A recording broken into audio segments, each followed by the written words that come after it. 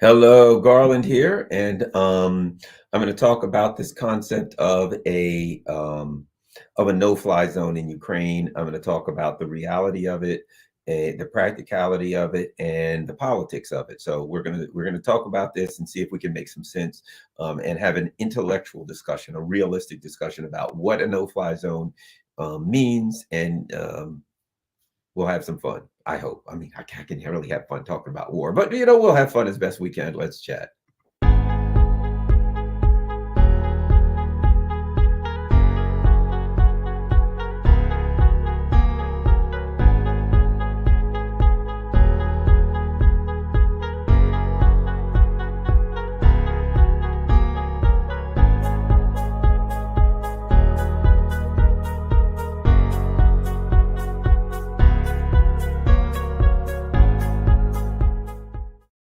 Hello, hello. Garland here, and the discussion today is about the issue of a no-fly zone over Ukraine. And let's talk. We'll talk about what that would consist of, and is it practical? Because that's the bottom line. When the United States talks about a no-fly zone, the first thing is the problem is politically, people do not understand. Obviously, the let's use the word adversary they're up against, right? America, and this is one of the bad things. This is when I knew America was screwed. It was 2003 when I knew we were screwed. And that was the U.S. is talking about going into Iraq, and they're interviewing some woman from Pennsylvania. I will never forget it as long as I live. And she made this statement: America's army is so strong, we could take out the rest of the world, all of their armies together, right? Oh boy, that's false certainty there. And that's hubris. And pride goes before a fall, as we all know, right?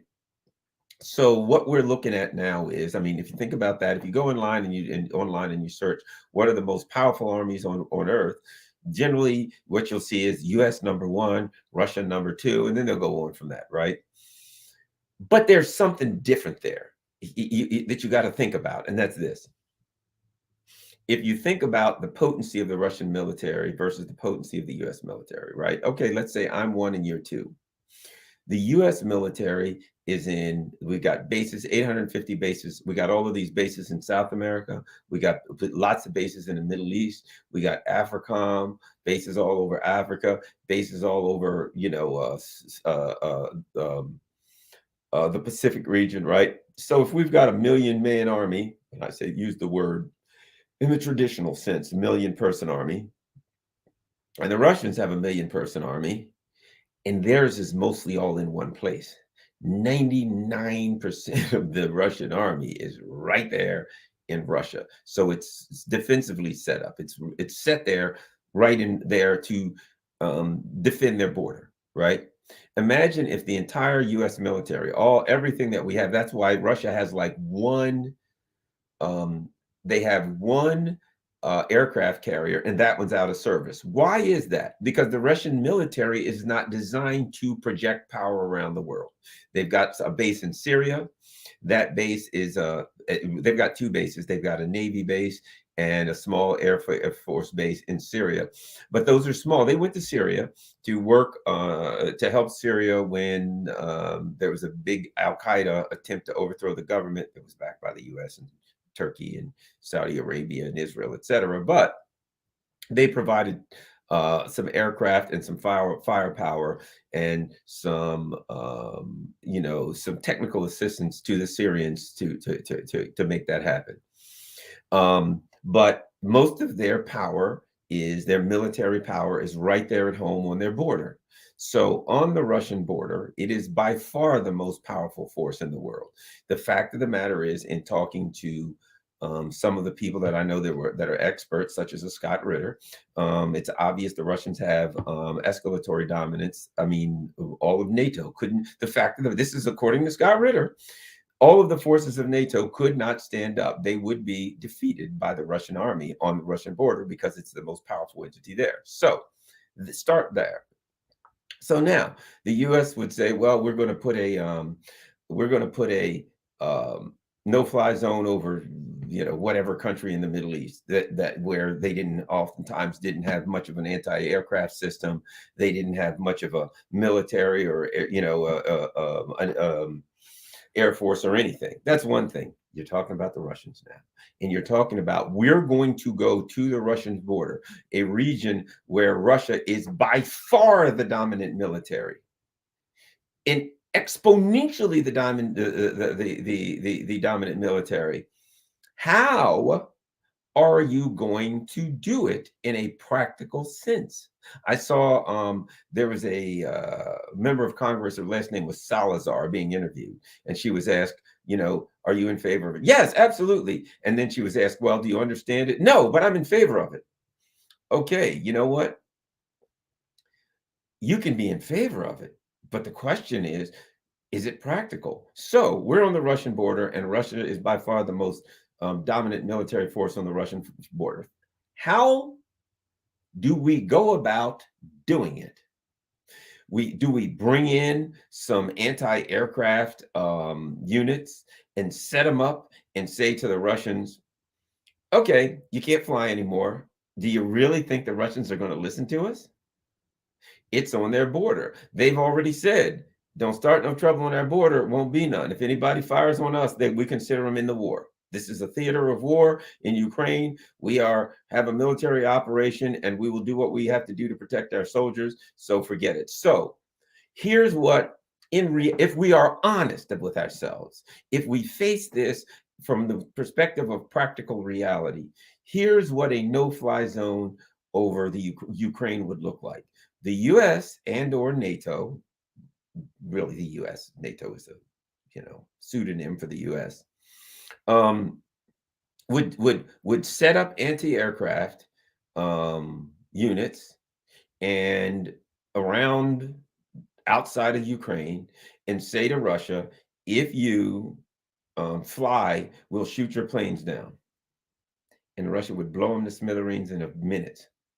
There'd be Iskander missiles. There'd be various missiles would come in. I mean, look, if we say to Russia, we've got these anti-aircraft units and we're going to use them to shoot your planes down, Russia's going to say, we ain't giving you a warning. Now, the best you could hope would be that Russia would say, if you fire one of those, we're going to turn them into rubble. You're on the Russian border. They've got escalatory dominance, right? So what are you going to do? Turn on anti-aircraft systems, whatever they are, THAAD, Patriot anti-aircraft batteries, right? Which is going to have your radar sites and you're going to have your missiles. You turn them on and in comes the missiles, kabloom, and they're turned to rubble. So in reality, a no-fly zone, the US or NATO attempting to do a no-fly zone in Ukraine would consist of making the threat to Russia, turning on your anti-aircraft batteries and run from them as far as you can, because Russia would turn them to a pile of twisted smoking metal within seconds. That's what it is. So it's not that you really could do a no-fly zone. It's you could threaten it, and then they would be hit by missiles, long-range standoff missiles, and destroyed. That's what it would be. Sorry. I mean, I hate to bust anybody's bubble, but that's the honest truth of it. You don't have, the US and NATO does not have the military force in order to institute a no-fly zone. So the bottom line is, here's what I'm saying. It's not doable. The only thing you could do is say, okay, we're going to go to war with Russia. And you're probably and on Russia's border, where they have escalatory dominance, what are you going to say? We're going to go to war with Russia on Russia's border, and you're going to lose that. So what's the point? I mean, you have supply lines. Russia ain't got no supply lines. It's their border.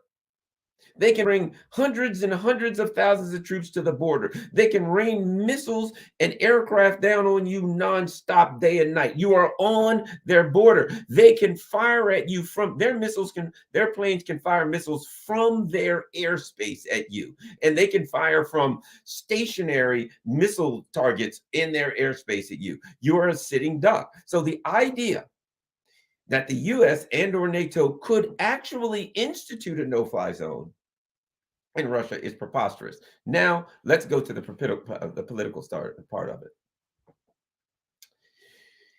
if I know that, and now you know that, of course the military knows that, and of course the military has told our decision makers, dude, I don't know if you figured this out, but it ain't possible to do that. We can't. We physically cannot do a no-fly zone. We can just go to war with Russia, and we'll lose on Russia's border, and then tactical news could be involved or something, and then we're all gone. That's it. You can just why not just shoot yourself in the head if you're going to do that? Why die of radiation poisoning? Okay, so if that's the case, why all the talk of a no-fly zone if they know they can't do it and they're not going to do it? Let's think of another way. Let's think of propaganda for the propaganda purposes. What the U.S. government has long back said what they wanted out of the Ukraine war. They've said what they wanted, what they want, and they've given you've heard me say it, the infamous Afghanistan model. Right? Here's what we want to do. We want to suck Ukraine, draw Russia into a war in Ukraine, then arm the people and have a partisan war, have a war where the everyday person's running around with guns and there's guerrilla warfare, and have Russia drawn out in there for all eternity, and that'll weaken them while they're caught fighting on their border, right? That's the plan. There's a lot of holes in that plan. One being, if Russia already knows what we want to do, they're probably working to counteract that. Two, this ain't Afghanistan. Keep in mind something. There are 40% of the population in Ukraine who really kind of 30% maybe ethnic Russians, 40% that aren't really against the Russians. Some of them may be pissed right now because of what happened, but there are a lot of people in Ukraine that were unhappy, very, very unhappy with the Zelensky government. So it's not like you've got a small group of rabid nationalists, but not a lot of people who really love the Zelensky government. You have a ethnic kind of connection between Russia. Let's not forget, Kiev at one time was the capital of Russia. So there's they're both Orthodox Christians. So there's cultural and historical ties between Russia and Ukraine. So it's not the same as Afghanistan. That's one thing. It was the poorest country in Europe, or the second poorest, depending on how you measured it. So it's not like the people were like, yay, we love our government, things are going well. And so it's Russia's right on their border. And here's another thing about it. They had a tremendous amount of intelligence prior to this. So Russia has had for years and years and years, a tremendous intelligence presence in Ukraine. So it's kind of hard to pull something off in Ukraine on Russia's border when they have a very, very powerful and deeply embedded intelligence system in Ukraine. So it's different, very different than Afghanistan. But the bottom line being, let's get back to the political part of it. I know most people who've been following this know that the U.S. wants to, do the Afghanistan model for a long slog. And that means that they don't really want to do, right? That means they don't really want to do the no-fly zone. Excuse me for yawning. I'm kind of sleepy. The no-fly zone goes against their plan. They don't want this over quick. They don't want to get in a war with Russia. They want to wear Russia down over the long term, wear it down through sanctions, through a long slog. And then when Russia is weak, pounce and go in there. And then, of course, their idea is, and then the Russian people will be mad at Putin and they'll turn on Putin and there'll be internal strife. And what do you know? They'll have a regime change from inside. That's what the neocons always believe, and it never happens. And it ain't happening in Russia. But that's their plan. But since that is their plan, that means that this stuff about a no-fly zone is bullcrap. Now, I would say two things. There are fascist, extremist elements in Ukraine that would like to see a broader war, that would like to see the U.S. drawn in to that war. There are probably a small contingent in the U.S. of I could use the word fascist, neocons, who would also like to see the U.S. dragged into the war. But overall, I think the neocon orthodoxy, as it were, prefers this plan A, which is the long slog and slowly wear Russia down and break them. And then it falls apart from inside. So all that being said, I think this whole discussion of a no-fly zone is propaganda for the American people. It is to keep the American people on edge, to keep the American people thinking, hey, maybe we'll get a no-fly zone. We support a no-fly zone so that we'll just support whatever. Basically, it builds support for the war. It builds this fake false patriotism. It keeps the sheep with something in front of their face in front of it keeps a carrot in front of the sheep's mouth for them to continue biting at and hoping for something a little bit more. So I really think the issue is propaganda here. I think that's what it's about. I also think that under the circumstances, if you understand what's on here and what's at the root of this war, this military incursion, this crisis, we'll call it a crisis because it's political. It is, look, let's face it, this is not the Russians versus Ukraine. This is the Russians versus the US in Ukraine. This is a war between Russia and the US, and the theater of operations is Ukraine. And unfortunately for the Ukrainians, they've been used by the US neocons. They've been used by the US empire as a proxy, as bullet catchers for the advancement of the US empire. And their plan is to take down Russia, and they're just using Ukrainian bodies and deaths as part of that plan. Nothing more. It's let's set Ukraine up, let's pump it full of weapons, and one of two things will happen. We'll continue to build more and more weapons on Russia's doorstep, and we'll be able to threaten Russia, or Russia will eventually have had enough, and they'll attack Ukraine, and then we can try to get them drawn into that. So whatever it is, what a devious and insidious plan to create a war and to use the Ukrainians as your chess pieces, as your pawns, use their deaths as your chess pieces and pawns. It's really a horrible, sociopathic, psychopathic way of thinking, but those are the neocons. And that's the way they think. And if all you got to do is look at Libya and look at Syria and look on, on and on and on, and look at Iraq, and you realize that that's who the neocons are. They're a psychopathic group, and they think nothing. Sadly, they've got a lot of Americans walking around with stinking yellow and blue ribbons on, thinking that these neocons care anything at all about the Ukrainian people. It's a sad state of affairs that so many Americans can be so easily propagandized, but that's the state of propaganda. It works well. There is something I think that's unforeseen. I should do a whole nother video on it, but whatever, we'll talk about it briefly here. I'm not going to be on long. One of the things that has happened is the U.S. has, went in its crazed hair on fire frenzy, enacted a lot of sanctions, madness. And in doing so, they pissed off a lot of people in the world. In doing so, they have destabilized the economic systems. And one of the ways that they've done it is they have gone after a portion of Russia's, some of Russia's sovereign wealth fund was in the West, and they've gone after it. And they're saying, we're going to seize it, we're going to take it, we're going to freeze it. And what that means, of course, if you heard me talk about it once, you've heard it 1,000 times.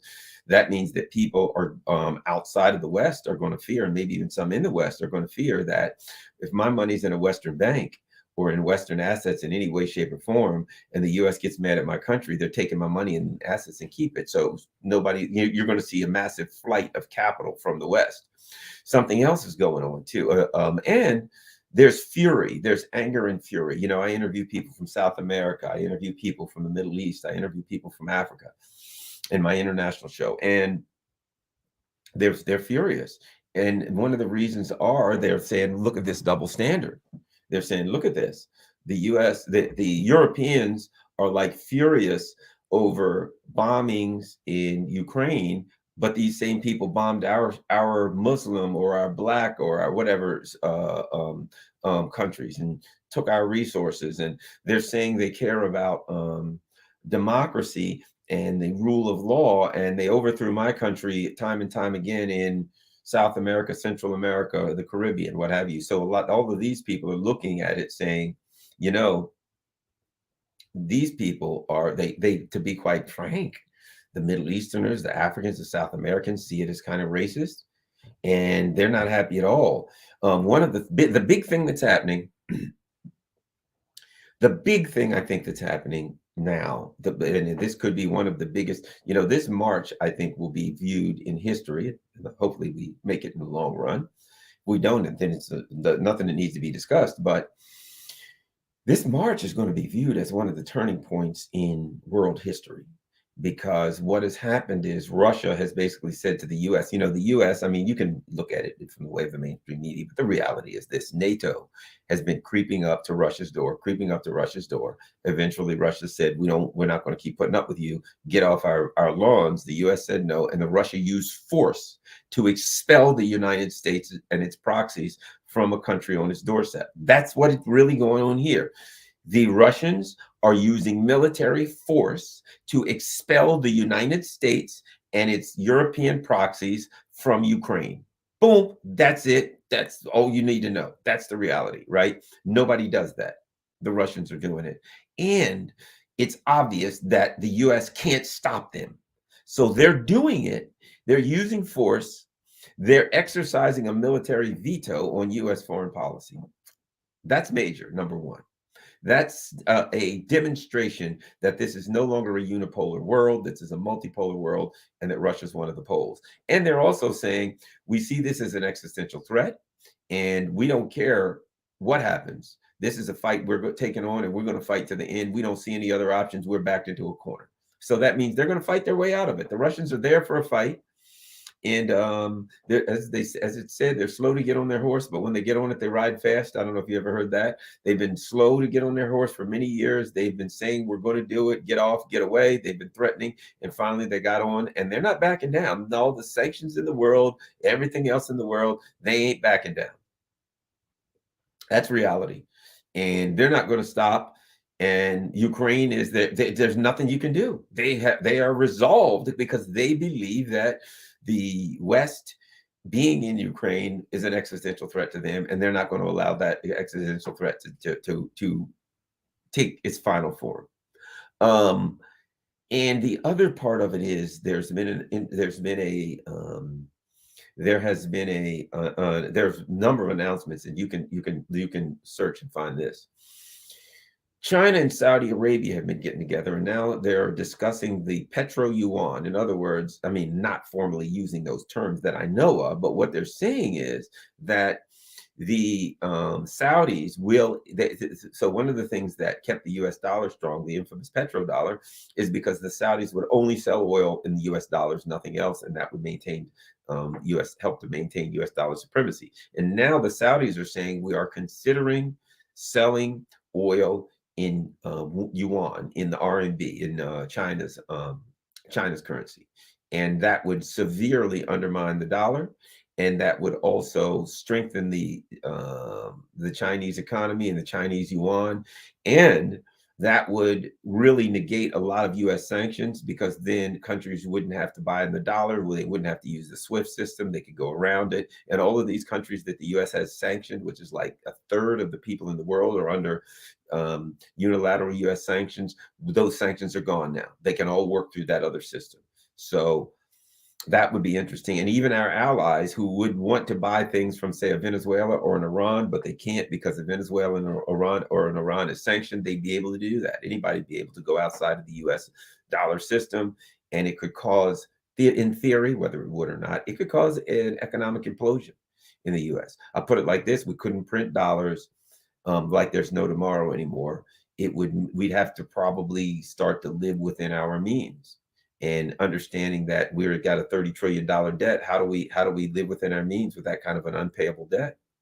So that's a game changer. So let's keep an eye on that, all of us together, and see what happens with that. And as an American, I say first and foremost, geez, I have a lifestyle as an American that I'm accustomed to, and that could be significantly impacted by a collapse of the US dollar. On the other hand, that's reality. Look, I've been to countries where US policies has impoverished the people, and it's not a pretty picture. And when I left, my heart was bleeding. Beautiful, lovely people. I wanted to send them money back. I wanted to say, like, I'll send you $100 a month. I literally said that to people, and they knew when, as I left, I really meant to and wanted to, but I knew that I really couldn't, because there was no way to send it. And to send it to them would be a violation of US sanctions. And then I could face legal consequences. So, but I mean, that's what happens. You leave a country of wonderful, beautiful, dear people, and you realize that they're suffering, and it's because of the policies of your government. You feel responsible, and you have a little bit of survivor's guilt. Like, man, it's not fair that I should live, a cushy life compared to you. I can go to the store. I remember I was talking to this woman. She was my kind of person guide to take me around. Beautiful woman, South American woman, absolutely gorgeous, beautiful young woman. And I had this charger that you carry around to charge your phone. And it was just a little Anchor charger, right? That you charge up at night, you carry around a charging bank for your phone or whatever, right? And she was like, "Oh, that thing is so nice. I love that." I said, "Oh, yeah, they're great. They're pretty cheap." She goes, "Well, we can't get them here because of sanctions. They couldn't get them if they want them." You know what I said? "Here, you got mine." I gave it to her. I would have given her just about anything I had because my heart was bleeding because I felt responsible for, and I felt survivor's guilt. I felt it's unfair. Leaving this country and I'm going home to a cushy life in the comparison to what you guys have. It's just not fair. And it really changed my life because it made me very angry at my government, and it helped me to understand what we were doing. You know what it's like? I'll put it to you like this. Imagine if your dad took you to the movies, did all these things, took you out to get ice cream, and you found out he was a serial killer, and you saw like one of his murder victims that he had tortured and beaten to death. And you'd be like, "Holy crap, I kind of like dad, but now I don't feel so good about dad." And that's the way I felt when I left that country. So that's reality right there. So I suspect the United States is going to go, starting within the next year, into some significant hardships. I think so. And the reality is it's our turn. Paybacks are hell, things like that. And, sooner or later, the chickens come home to roost. And sooner or later, the Chinas and the Russias and the Indias and the country that we've been treating like crap and blowing up and sanctioning and bombing, their day would sooner or later come, kind of like when someone has a little brother that they push around all the time, and they wake up one day at age 16 and their little brother's now 6'3", and he says, "Who pushes who now?"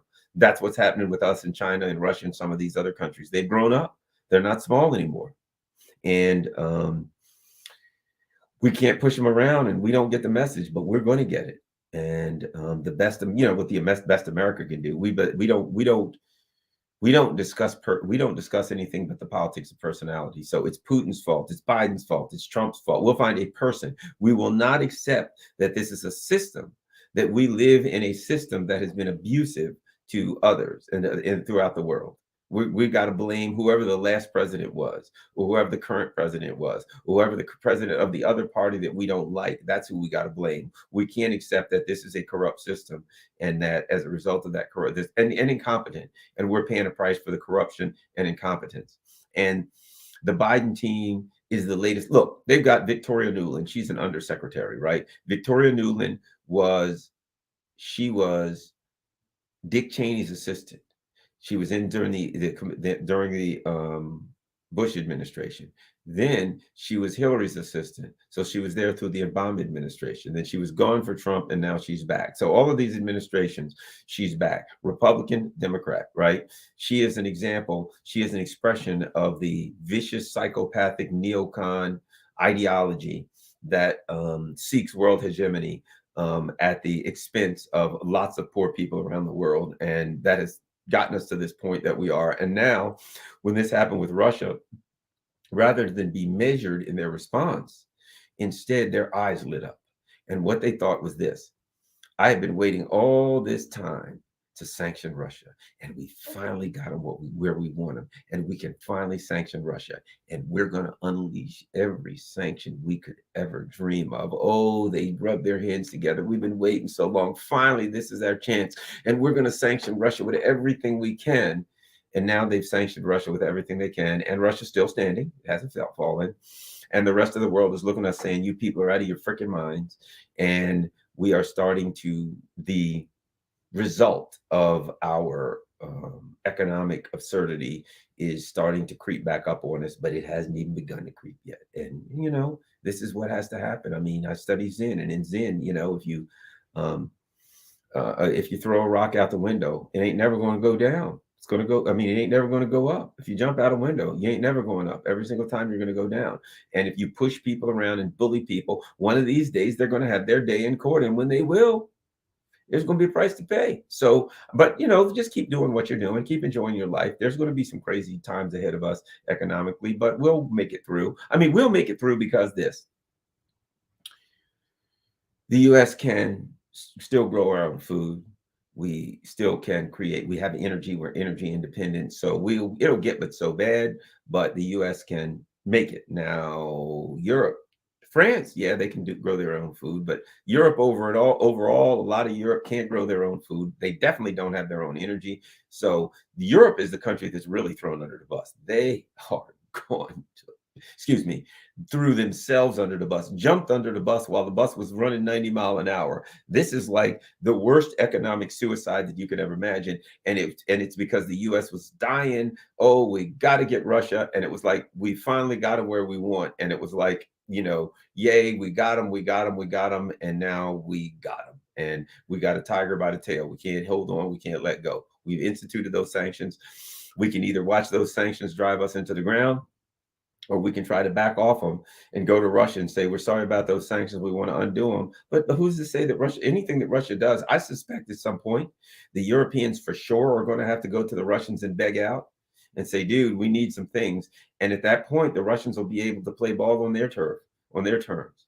At some point, I mean, the Russians haven't sanctioned, people are like, when are the Russians going to hit back with sanctions? Maybe never. Why do they need to? We sanctioned ourselves.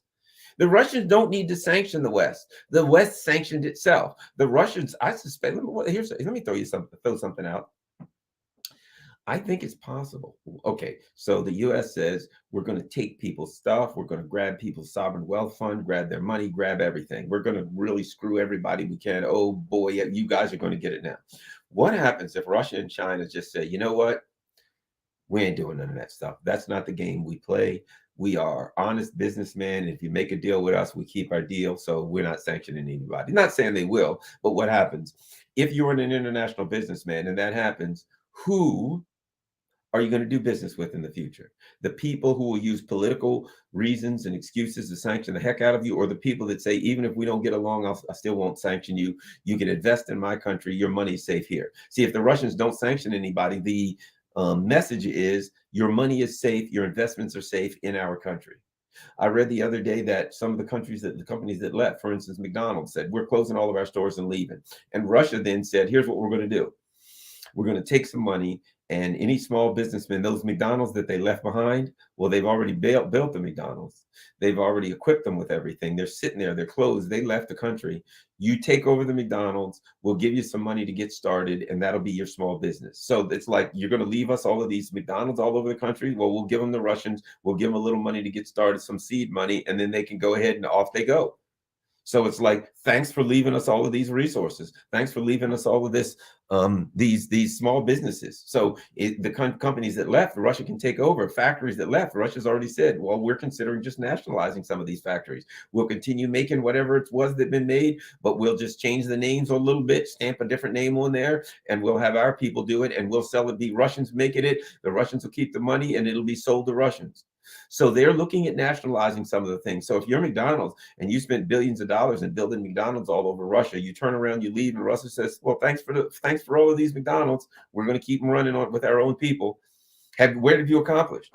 And they still got McDonald's, although God forbid, they're better off if they don't. They'll be the healthy. Getting rid of McDonald's and Coca-Cola, they'll be the healthiest country in the world. But you see what I'm saying? They got a plan. They're doing things. They haven't crashed. It's going to hurt them economically, but they are prepared for casualties. They are prepared for economic pain because they saw this as a existential threat. So we can keep throwing mud at them, but what we're doing is we're taking poison and waiting for them to die. We're drinking the poison, the economic poison, waiting for them to die. And I think this month will be remembered as the month the West committed suicide. Economic suicide. And hey, it is what it is. We'll see. Just meanwhile, as one of the things that we have saying in Zen, there was a famous Zen master who was peeling potatoes, and someone walked up to him and said, if you found out you had 1 hour to live, what would you do? He said, I'd finish peeling my potatoes. So in reality, with all this going on, my belief is, you know what? I'm just going to keep doing what I'm doing. I can't control the outcome. My suggestion for everybody: continue to work on the things. Um, Continue to work on the things that you're working on. I see somebody say Garland was the reason I started watching Fault Lines. I understand Fault Lines is back on. Oops. I understand Fault Lines is back up. I'm not sure if it's on. It's either Rumble or Odyssey. I think maybe it's Rumble, but I understand that they've got Fault Lines, because it got taken down off of YouTube. So, so I understand that it's back up and running. Rumble or Odyssey, I don't know. Look for it and find out. And when I find out, I'll put it up. I'll tweet it and I'll come on and let everybody know. But that's Rumble. There we go. Jenny Lynn said it's back on Rumble. Excellent, excellent. It's on Rumble, so you can watch Fault Lines. I am going to start on Saturday mornings doing something from like 9 to 11, and I'm going to have guests and all that kind of stuff. And I'm going to do it on YouTube. But I'm also planning eventually. I'm going to start it on YouTube, and I'm going to eventually just move it completely to like Odyssey, Rumble, something like that, locals. I'm going to move it I'm saying everybody should do it. I'm going to do that. I'm going to do a morning show, have my guests, some of my favorite guests, and so catch me up if you're around if you're around 9 o'clock on Saturday, and we'll hang out, and I'll get some of my guests on, and we'll have a good old time. All right. Thank you, everybody. Follow me on Twitter at Garland Nixon, Garland.Nixon on Instagram, and Garland Nixon on Facebook. And don't forget, I am in Facebook jail until the end of the month. Facebook is trash anyway. It's done. It's just a controlled demolition over there at Facebook. I mean, let's face it. The security for Facebook is run by the Atlantic Council's Digital Forensic Lab. And the Atlantic Council, in case you didn't know, is the think tank of NATO. So they are taking it out. But I hope you enjoy it. If you're watching this on Twitter, do me a favor, go to my YouTube account and go to my YouTube account and subscribe, because I need as many subscribers as possible. I don't even know how many I have, but I need a lot. I'm going for 10 million, and I'm only 10 million away. So I think I got a couple thousand or something, but hopefully I can build the channel up. Boy, my Twitter followers sure have been flying. Oh, by the way, tomorrow morning, I'm looking forward to this. If you've ever watched, Peter Lavelle has a show called Crosstalk. So tomorrow morning, I'm going to be my smiling face. I don't know if it's going to be live or on later, but I'm going to be doing Peter Lavelle's Crosstalk tomorrow morning. So that's going to be a blast. Let's see. What do we got here? Garland, Google, easiest way to upload videos across multiple platforms. You can do it automatically. I think, if I'm not mistaken, I'm using StreamYard, and I think I can do it on StreamYard. If someone knows how to do it, and if somebody's willing to help with me and work with me, I'm sure there's somebody out there who would be willing to, who knows about some of this stuff, who'll be willing to help a guy out, help a brother out, right? Help a brother out who's down on his luck. So my email is garlandin@gmail.com. If somebody's willing to work with me and help me to get my show up on multiple platforms from StreamYard. I went to this place called Fiverr, so I'm working on Fiverr to get, the overlays and all the things that I need. Don't think I'll have them by Saturday, but that's okay. And so if somebody's watching and they want to give me a hand with that, give me a little bit of technical advice, and they know how to do it, garlandin@gmail.com. Peace, my dear friends. Oh, let me see. Oh, which will back up all your videos. Odyssey allows, where we go. Odyssey allows you to sync your YouTube account, which will back up all your videos. That sounds great. Get on Michaela Peterson and Joe Rogan. You will increase your success. Yeah, wouldn't I love to get on Joe Rogan? That's much easier said than done. Crosstalk is on Rumble too. Yes. Crosstalk, wonderful show. Let's see what else we have. People are liking Crosstalk. So yes, okay. Well, you guys know locals. Yes, one of my favorite shows, and you guys probably know this. If I had to say my favorite, how about this? I'll give you my favorite YouTube shows. Right, my favorite YouTube shows are. Can I get Gerald Horn? Yes, a very good friend of mine, Gerald Horn. I'm going to try to get him on if he's available Saturday. My favorite YouTube shows before I go. Alexander McCoras over at the Durand. I love Alexander McCoras. He's the coolest guy. I met Alexander McCoras in London, and he's just the nicest human being. His wife is wonderful, beautiful woman. What a lovely individual is Alexander McCoras. We were at a free Assange meeting in London. Yes, John Doe says, can you get Gerald Horne on? Yes, I'm good friends with Gerald Horne, so I'm going to try to get him on Saturday, in fact. Saturday morning between 9 and 11. But yes, Mercoris, I love him. There's a guy named Andre Martinyov. I think it's Smoothie X12 or something like that. He's awesome. I love him, his show. Of course, I love Jimmy Dore. I like Russell Brand. Those are some of my favorites. Let me look. Let me look. Let me look. Okay. No, I'll just do it this way. So I'm gonna, as I go out, I'll tell you some of my favorite shows. But right, yeah, Alexander, of course, has to be at the top. That guy is really cool, and he really knows his stuff. So let me look here. Looky here. Looky here. The Duran, Jimmy Dore, Alexander McCorus. Oh, he's Smoothie X12. Ukraine. That guy's really good. Another guy, Regis Tremblay, Tremblay. He's an American who lives in Crimea. Of course, George Galloway. You gotta love George Galloway. Love him. Caleb Maupin's great. Breakthrough News. Believe it or not, I do watch Richard Medhurst. I watch Ron Paul's Institute sometimes. There's a lot of things I don't agree with him economically on, but there's a lot of good stuff on there. There's another interesting channel, the Geopolitics and Conflict Show. That's Dr. David Walalu. I like that. The Gray Zone, of course. Dr. John Campbell. How about that? Do we have any Dr. John Campbell lovers out here? He is awesome for all the COVID stuff. I'm kind of breaking, breaking points is not there anymore. Coach Red Pill, of course, that's the guy who's in. He is in Ukraine, and he's really good. The Left Lens. Oh yeah, that's the people from Black Agenda Report. Danny Haiphong, Margaret Kimberly. Oh my gosh, they're awesome. I love Danny Haiphong and Margaret Kimberly. I'm like the biggest Margaret Kimberly fan in the world. Kim Iverson, love Kim Iverson. She's really good too. She's another one of my favorites. Richard Wolff, like him. Oh, has anybody ever there watched Dr. Sunil Dhand, Dhand? He's good. He's really, really good. And I think, you don't want any of my karate stuff. High Intensity Mike, he's good. So there's a lot of good stuff out there. Tell us, sir. I've got, yeah, that's about, those are my main ones. Danielle Dumbrill. Not familiar with that. Daniel Dumbrill, huh? We've got Brian Berletich. Oh, I've watched Brian Berletich. Is he the guy on the New Atlas? I think the New Atlas, I believe. That's a good one, I believe. Brian Berletich, definitely. Let me see if anybody else got some names. Katie Halper. Yes, I was on her show before. She's great. Love Katie Halper. Joe Lauria, Consortium News. I'm actually, believe it or not, I'm on the board of directors for Consortium News. Regis is good friends with Comrade Russell Bentley. I love Russell Bentley. Oh my gosh, you gotta love Russell Bentley. He's awesome. Of course, Max Blumenthal. He's a good friend of mine, and he is the salt of the earth. I love Max Blumenthal. Richard Medhurst. Yes, I watch him. So I've been on Katie Halper. I've been on Katie Halper's show before. Love her. She's great. Kim Iverson's, again, she's one of my favorites. Love Kim. She's awesome.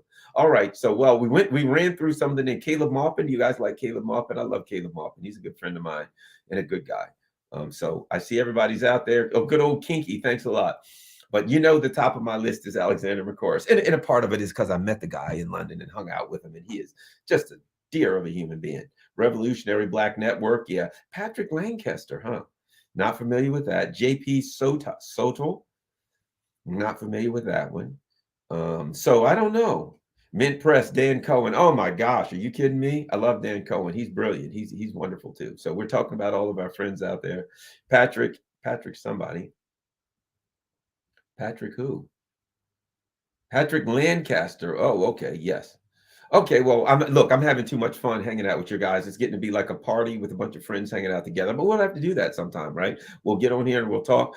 Eventually, at some point, I'm going to get this sucker set up. George Zamuli. I tell you what, on Rockfin, there's some good shows. Anybody ever watched The Last American Vagabond? Ryan Christian. Ryan Christian's been on Rockfin doing a lot of good stuff for a long, long time. I like that guy. I've interviewed him on more occasions than one. Um, so a lot of the Rockfin people, Slow News Day, they're great. They do a lot of Assange stuff. I'm big on Assange. Love Assange. I'm a big Whitney Webb. Are you kidding me? Whitney Webb. If you've watched any of the Whitney Webb stuff on Epstein, there's nobody better in the world. In the world, there's another woman that you got to check out. The Gaggle. Yes, okay, the Gaggle. There's another woman you got to check out, and she does stuff on biological research and biolabs. Her name is Dilyana Getanjeva. You might have seen her, Dilyana. Dan Cohen recently did a thing in Mint Press News where he interviewed her, and he was great. Dilyana Getanjeva. Don't even get me started trying to spell that. I can spell Dilyana. It's Dilyana. But at any rate, thanks a lot, you guys. You're going to have me here all night, and I got to get up some sleep and get up early because I got to be wide awake for Peter Lavelle and company tomorrow. And so thanks a lot. We've been on for 45 minutes. Peace. I'm out.